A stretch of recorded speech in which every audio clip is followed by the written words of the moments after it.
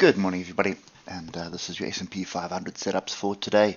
So we have broken through some fairly strong potential support, and that was here at 5285. I'm still not convinced. We're still in an uptrend. So for me, I would still be looking for where are the buyers going to come in. And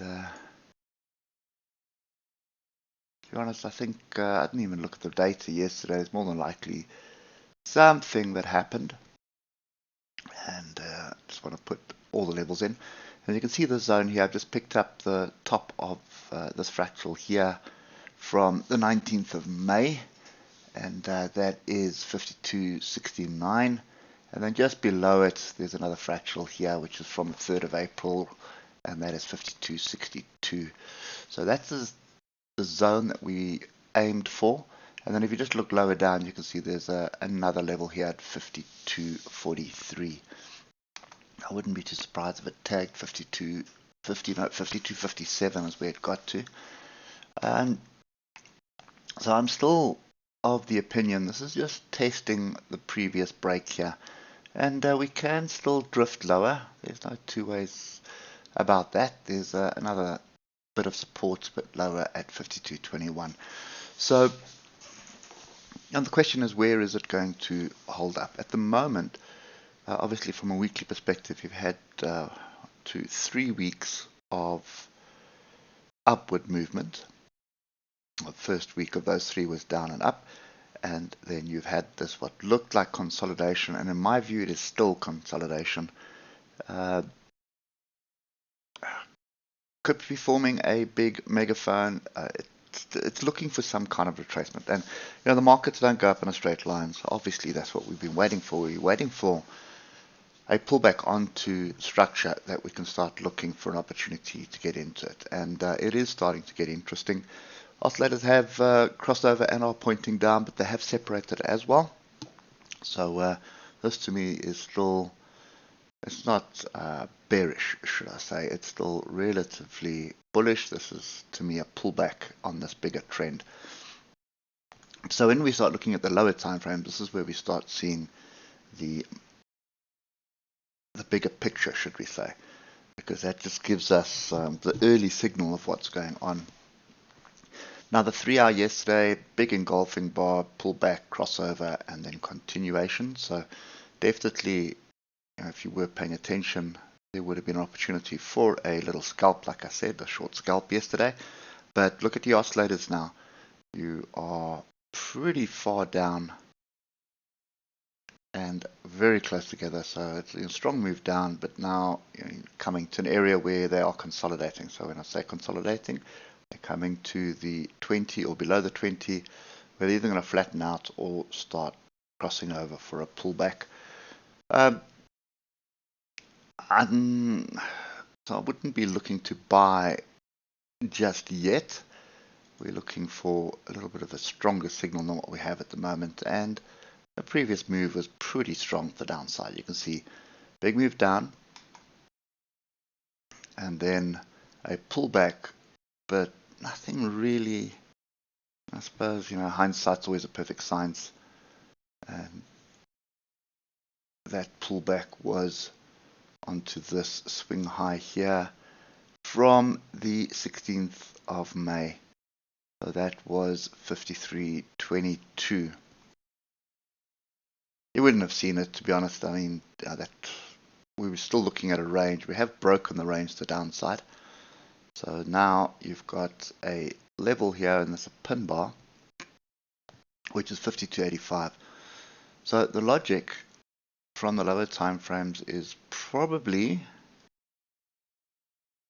a rejection of this zone for another leg down. Just bear in mind, you've got a strong area of support that we did find, and that is here at 52.62, and then just above it 52.69. So there's a strong area of support that we found here, but there is a strong area of resistance just above us. So the big question here is, are we, what are the institutions looking for? And if you just come back to the 8-hour, you don't really want to be buying up here. It's not profitable. So, you're looking for an area where there's going to be a massive influx of traders, which basically means, they see value, they see an ability to make money by buying stocks at that level.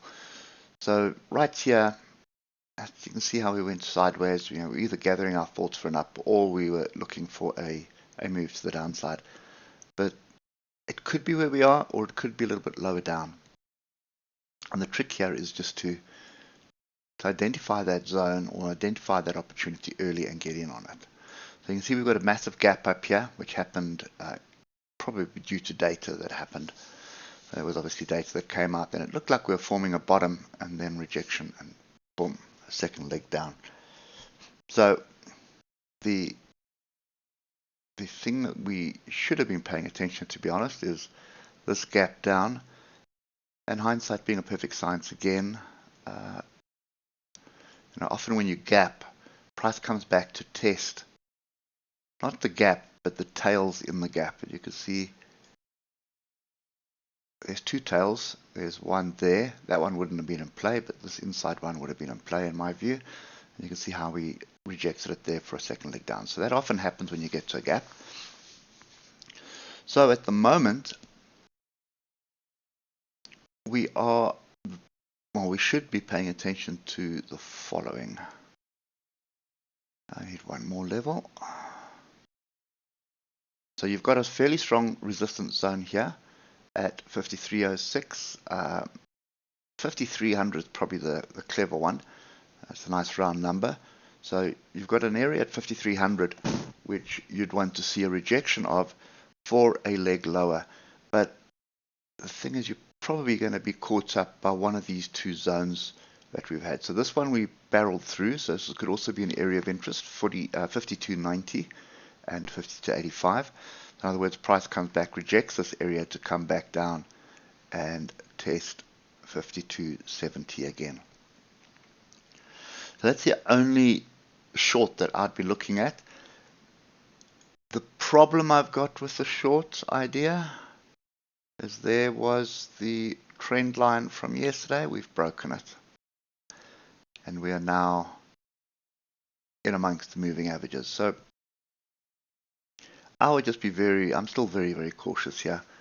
It's not really screaming, we're going to be moving down. It's more screaming, I'm a little bit tired, I'm pulling back, I'm looking for an area where buyers are going to find some value. And if you just look left, look at all the levels that we've drawn in now, and you can see how it all lines up with these previous highs here. So my view is still we're looking for a long. The shorts are scalps at the moment, and they're definitely there. And you can see there's a nice juicy pin bar here as well. So a rejection of 5290 will definitely get us moving back down, but you can see how you're going to be held up. So the first one, obviously, as I said, 5270 area, and then if you get through that, then it's 5240, but 5250 would probably hold us up as well. So that's kind of my view today. I'm almost leaning towards just staying out of the market again today, which basically means I've been out the market for 2 weeks. But it's just fine. Money earned, interest. Interest is also a positive trade. And pointless forcing yourself into a trade because it's just going to burn you. So that's kind of my view at the moment. You could find that this thing just jumps up above these two areas. If it gets back above 53 and comes back to test 5300, then that's definitely, for me, an indication we need to be looking for longs. If we do reject this area at 5290, I will definitely be looking at taking a short scalp, but it is really going to be a short scalp. It's going to be like a 100-point stop loss for a 200-point gain, because I'm not going to hold trolled on and try and anticipate it dropping below 5270. I don't believe that is the setup at the moment. I think this is really just a consolidation here. One bar pullback bull trend. We did close above the previous high, So that was the first swing high, then it's moving, we got above it. So I would expect a little bit of a pullback for a continuation up, and that's the way I'm seeing this. This trend is way too strong for me to even consider a bigger move to the downside. You're just looking for pullbacks onto structure for the ability to buy, and that's kind of my view.